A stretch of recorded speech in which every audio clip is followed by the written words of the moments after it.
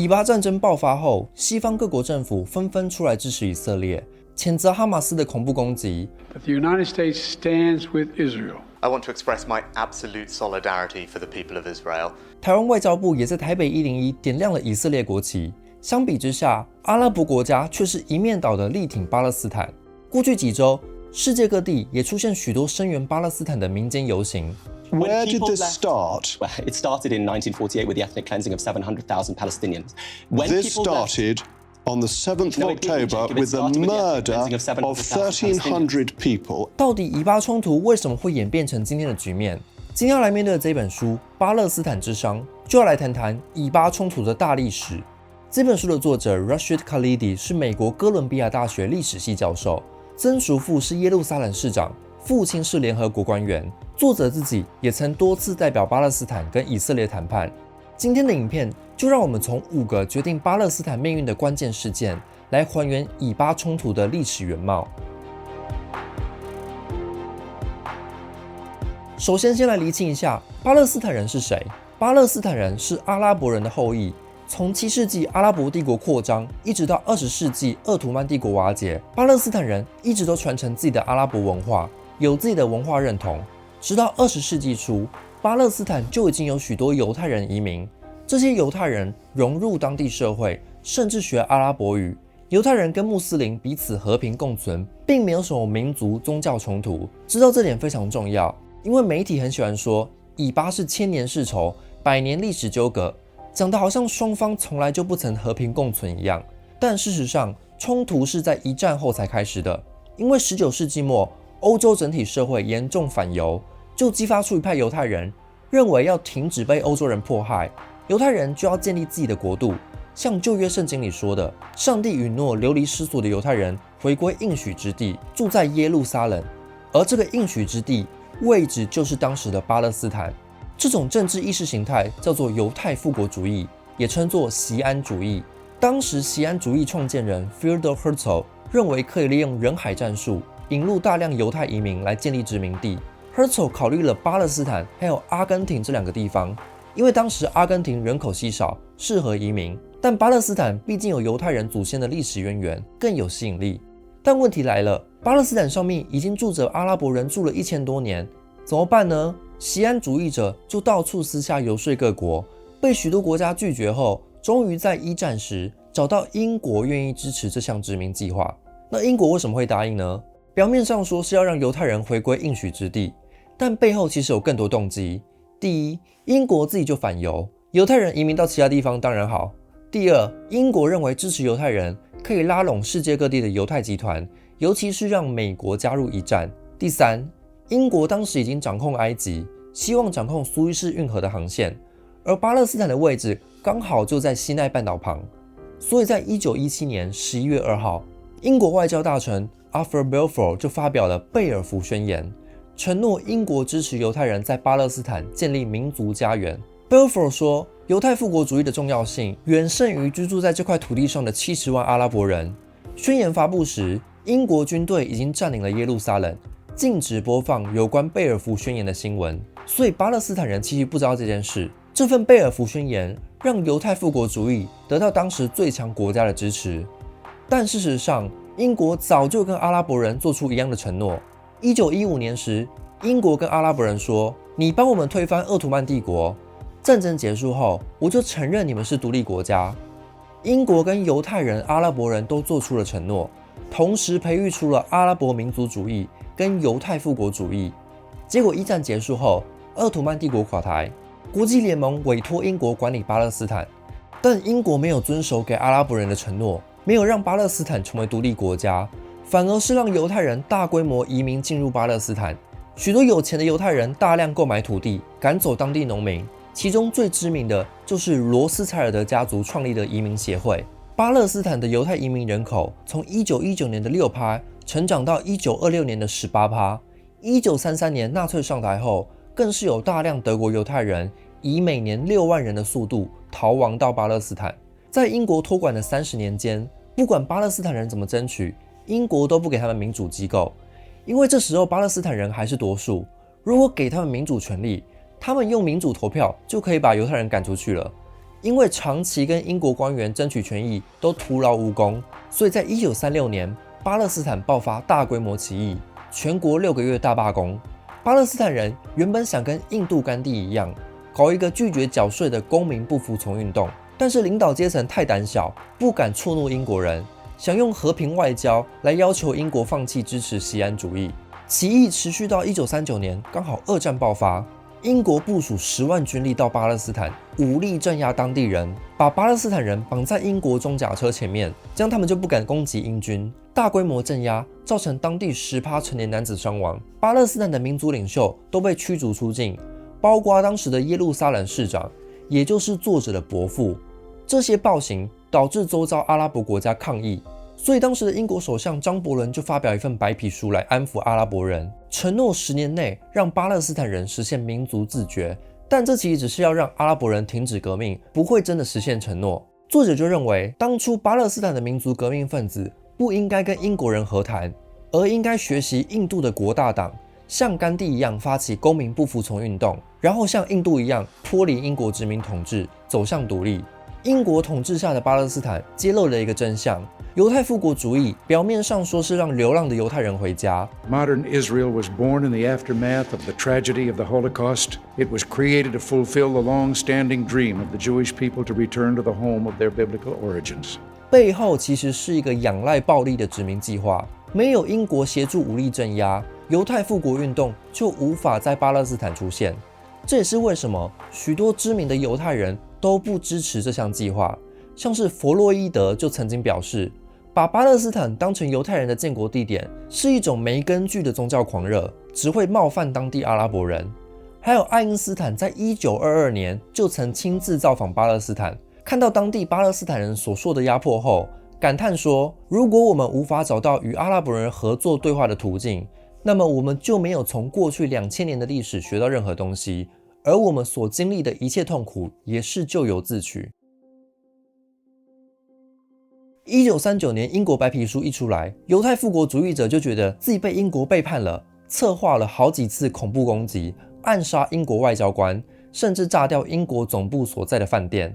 英国没想到自己培育了20多年的犹太复国主义团体，一下就翻脸不认人了。最后发现对付不了这些人，所以在1947年，英国首相 Clement Attlee 就把巴勒斯坦问题丢给联合国处置，让各国投票决定巴勒斯坦命运。但是这场投票的风向其实掌握在战后主导国际秩序的2个大国手上，美国跟苏联。美国一直都是对犹太人比较宽容的国家，很多在欧洲被迫害的犹太人都移民到了美国。1880到1920年间，美国的犹太人口从25万增长到400万，所以在1942年，犹太复国主义的领导人就是在纽约开会，制定 Biltmore 计划，首次公开呼吁将巴勒斯坦转变成一个犹太国家。这些领导人都是富商、高知识分子，又在美国有人脉。但是阿拉伯国家也想要拉拢美国，因为美国需要阿拉伯地区的石油，所以也必须考量到他们的利益。罗斯福总统在去世前几周就亲自跟沙烏地阿拉伯国王保证，不会做出任何伤害巴勒斯坦人的事情。如果要采取行动前，都会跟他们商量。没想到杜鲁门总统继任后，无视美国过去做的承诺，公然支持犹太复国主义。当时他的幕僚就警告他，你这样做会损害美国在阿拉伯世界的利益，就连五角大厦 CIA 都不支持他。但是杜鲁门总统却回应，我要为美国几十万的犹太选民负责，但是我的选民中没有几十万的阿拉伯人。所以为了得到国内大量犹太移民的选票，美国转向支持犹太复国主义。在1946年成立英美调查委员会，把纳粹集中营的10万名幸存者移民到巴勒斯坦，因为英美国家自己不愿意收容这些人。正是在这种局势下，联合国在1947年投票决定巴勒斯坦的命运。杜鲁门跟史达林投下赞成票，决议把巴勒斯坦一分为2，一个犹太国家跟一个阿拉伯国家，耶路撒冷则是一个独立实体。这就是1947年的联合国大会181号决议，等于是由国际认可，让犹太人在阿拉伯的土地上建立自己的国家。这项决议通过后，犹太复国主义者就在1948年宣布以色列建国。同年，以色列发动了第一计划，把以前英国托管的领土变成以色列国土，暴力驱离当地的阿拉伯居民，造成当地80%的阿拉伯人被迫离开家园，超过70万的巴勒斯坦人变成难民，逃到其他国家，或是被安置在联合国的难民营，几乎是一场大规模的种族清洗，被称为大灾难。There are 2.2 million people penned into an open-air prison in Gaza. The significant majority of those people are not from Gaza. They're refugees who were ethnically cleansed from their homes in 1948. 在这场暴力变革后，以色列控制了巴勒斯坦的78%领土，统治着少数能够留下来的巴勒斯坦人。这些巴勒斯坦人都变成了2等公民。以色列建国时，其实曾经想要找爱因斯坦来当第1任总统，但是爱因斯坦拒绝了。他甚至回信给犹太复国主义者说，如果巴勒斯坦陷入真正的灾难，罪魁祸首就是埋下祸种的英国政府，其次就是犹太人为了复国而组成的各种恐怖组织。我不愿看到任何人与这些误入歧途的罪犯有任何关联。大灾难发生后，巴勒斯坦人产生了强烈的集体身份认同，加萨地区成了巴勒斯坦人反抗的集中地。像是哈马斯、伊斯兰圣战组织都是从这里起家的。1964年更是成立巴勒斯坦解放组织，当时的行动方针是直接对以色列采取攻击，来掀起阿拉伯国家的民众舆论，让民众施压给政府，让中东各国对以色列有所作为。这招的确奏效了。1965年，以色列政府把约旦河的河水引到以色列市中心，让阿拉伯民众苦不堪言。巴勒斯坦突袭队就趁机袭击以色列的抽水站，埃及政府为了应对，就派兵协助巴勒斯坦进攻西奈半岛，这正好让以色列有理由可以出兵埃及。当时以色列外交部长 Eba Eban 跟美国詹森总统开会，说埃及要准备进攻以色列。詹森总统回说，如果战争开打，你们会把他们打到下地狱的，因为当时以色列的军力远胜过所有阿拉伯国家的总和。但是媒体却喜欢散播一种迷思，以色列人要保家卫国，因为阿拉伯国家想要消灭弱小的犹太国家，仿佛以色列是被阿拉伯国家环伺的受害者。Israel is a beacon of democracy in a sea of violence and hostility, and it deserves our support. A strong Israel is key to stability and security in the Middle East. 但事实上，以色列才是军事强国。早在甘乃迪总统时期，以色列就瞒着美国，从法国那里偷偷取得核武技术。到了詹森总统时期，以色列就把自己当成美国盟友，在中东打击苏联的代理人国家。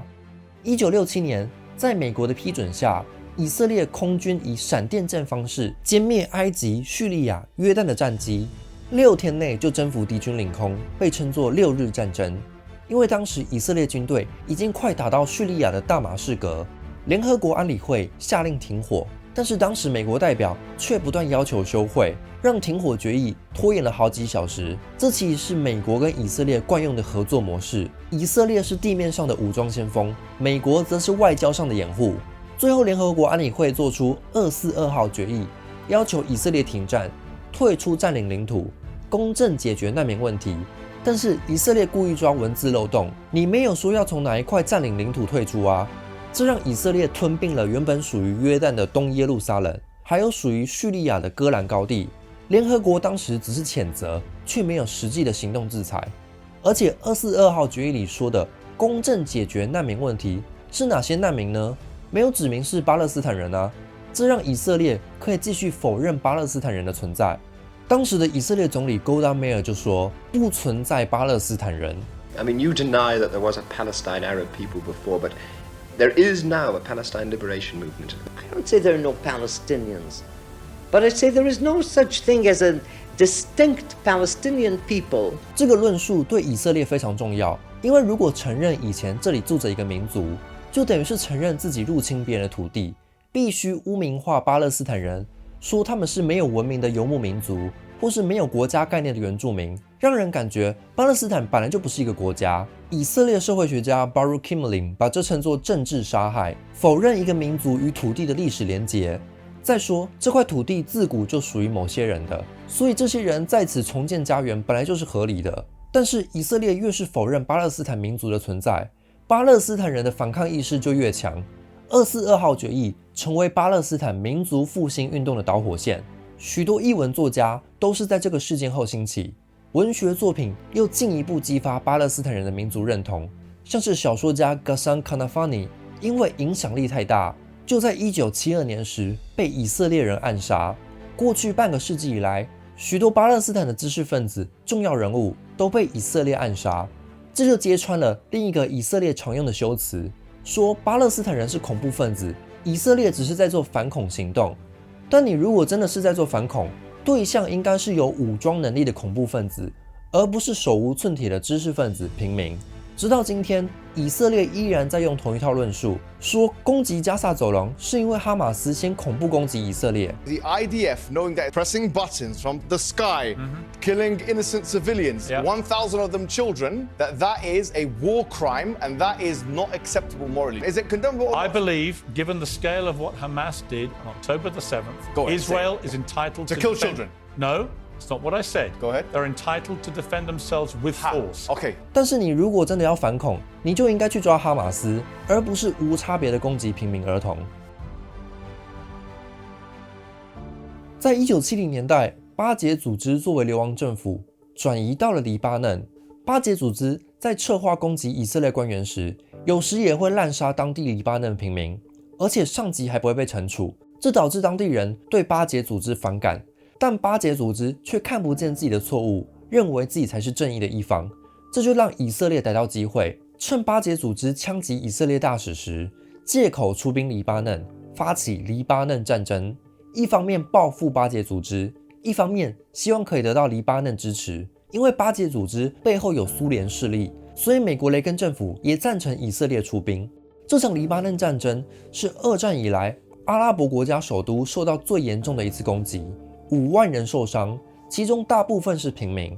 为什么要炸平民？因为以色列要让当地人对巴勒斯坦反感，让他们知道收容这些难民的结果就是被攻击。当时以色列首相贝金甚至写信给雷根总统说：“我的英勇军队就像是在对付希特勒一样。”在以色列领导人的想象里，巴解组织就像是想消灭犹太人的纳粹。为了对抗纳粹，平民牺牲一下也是正当的。在大量伤亡下，巴解组织认输，计划撤出黎巴嫩，条件是他们离开后要有武装力量可以保护这里的巴勒斯坦平民。当时的黎巴嫩总理转告巴解组织说，黎巴嫩跟美国政府会提供适当的安全保障。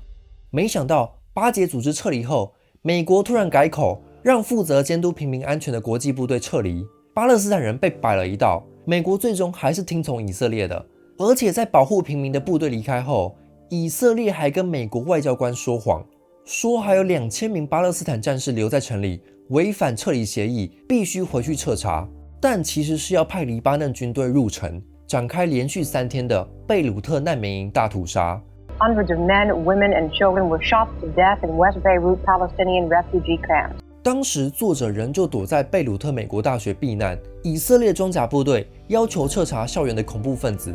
当时的校长回说，我们学校没有恐怖分子，要找的话就去问你们军队里那些把贝鲁特摧毁的人吧。这才让作者惊险幸存。这场黎巴嫩战争导致整个阿拉伯世界对美国、以色列更反感，以色列国内也出现巨大的谴责声浪。以色列最高法院成立委员会调查难民营大屠杀，当时的以色列决策者都被解除职位，但却没有受到法律制裁。这场屠杀也在2008年被以色列导演 Ari Folman 拍成电影。而在国际上，因为媒体反复播送战争画面，让世人开始意识到，比起巴勒斯坦人，以色列的行径才更像恐怖分子，以色列变成战犯国的形象，巴勒斯坦人开始获得更多的国际同情。黎巴嫩战争后，巴解组织撤离，这没有打击巴勒斯坦人的士气，反而激起更多抵抗。1987年爆发了巴勒斯坦人大起义，由下而上的组织非暴力抗争。以色列国防部长立刻展开镇压，许多以色列士兵殴打巴勒斯坦小孩的画面被拍下。最经典的一幕是一个小孩对着以色列坦克丢石头。这场起义损害了以色列的国际地位，提高了巴勒斯坦的能见度。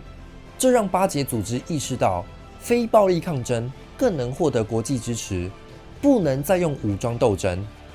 其实当时巴基斯坦的知识分子 Akbar Ahmad 早就建议过，用武装抗争的方式会让以色列人想到过往被压迫的犹太人历史，反而会强化他们的受害者意识，更想保卫以色列。应该要转向有创意的非暴力抗争行动，才能突破僵局。所以在1988年，巴解组织发表巴勒斯坦独立宣言，正式放弃整片巴勒斯坦土地的诉求，而接受两国分治。这时候，领导阶层已经开始倡导要创建一个与以色列和平共存的巴勒斯坦。直到1991年，苏联垮台，美国打赢波斯湾战争，老布希政府认为美国主导的新世界秩序来临，美国可以成为调停人，开启和平谈判，决定巴勒斯坦人的未来。在这场谈判中，作者就是巴勒斯坦代表团的顾问，亲自现身说法。他说，谈判开始前，美国承诺会照顾到双方，但事实上，只有以色列可以决定谁能够来谈判，还有谈判内容是什么。当时美国的谈判代表甚至说，美国代表的角色就像是以色列的律师，而且以色列一直在拖延时间，借此让更多犹太移民进入巴勒斯坦的占领区。终于到1993年8月，两方签署奥斯陆协议。在这场会面中，巴解组织派出的特使不是外交法律专业，看不出很多魔鬼藏在细节里。以色列说，被占领领土的巴勒斯坦人可以实行高度自治，但是无权控制土地、水边界。可是让以色列控制这些资源，其实就形同控制巴勒斯坦人。对巴解组织来说，奥斯陆协议可以让在外流亡多年的巴解组织回家，是件好事。但事实上，这些人回来后，以色列反而更方便控管他们，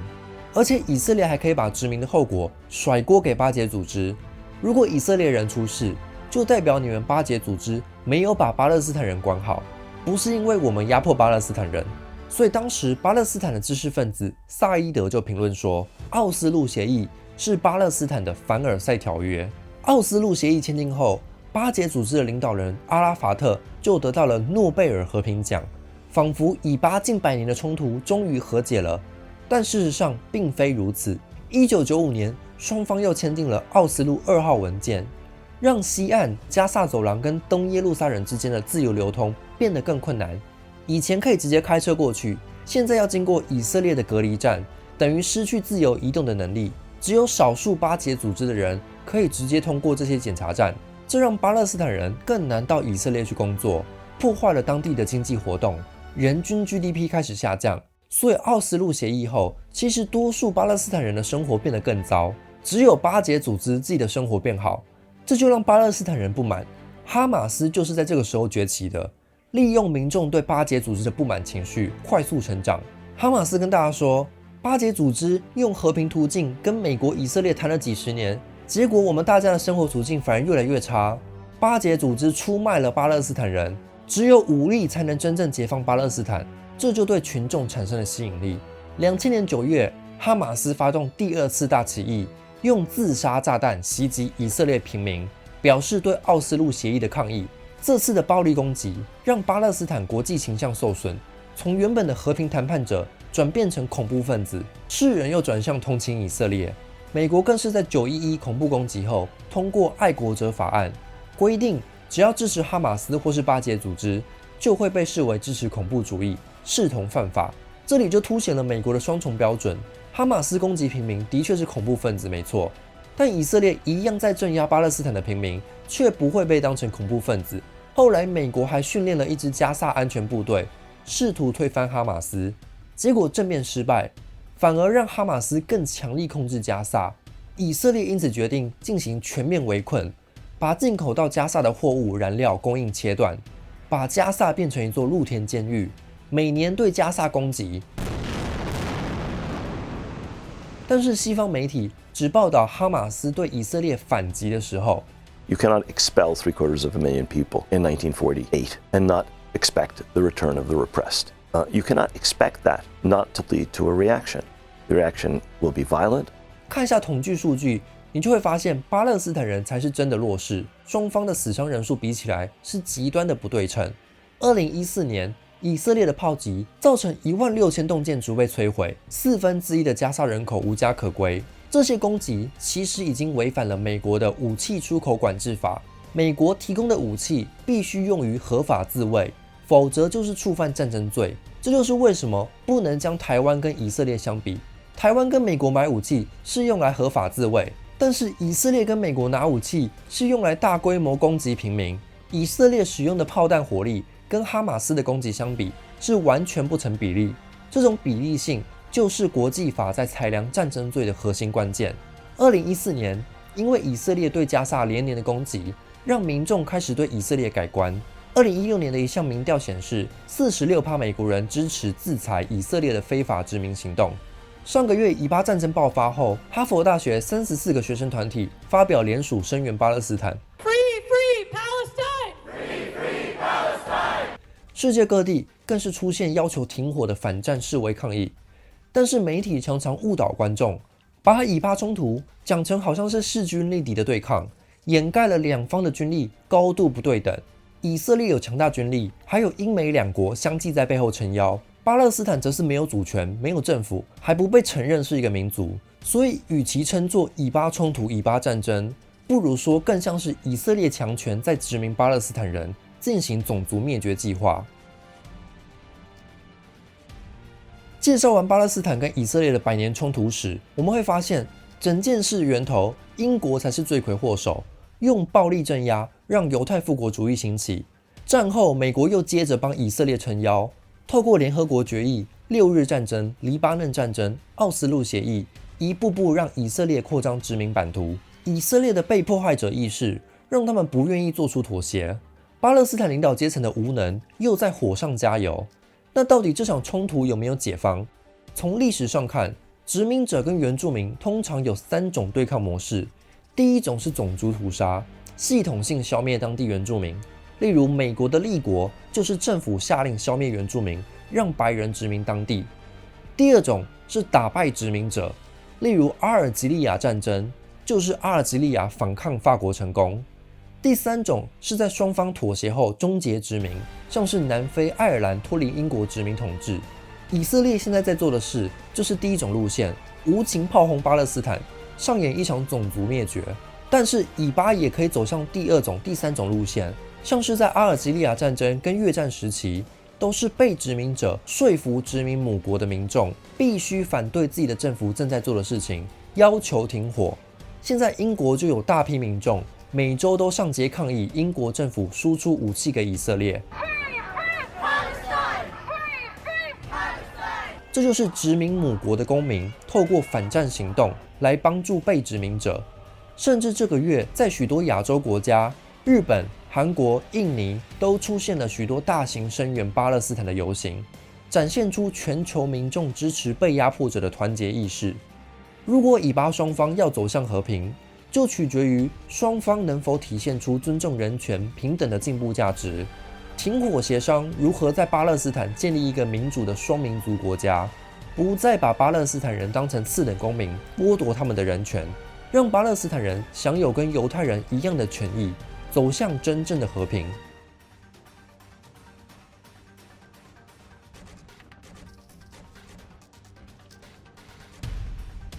留言加分享这支影片的脸书贴文，就有机会抽《巴勒斯坦之殇》一本。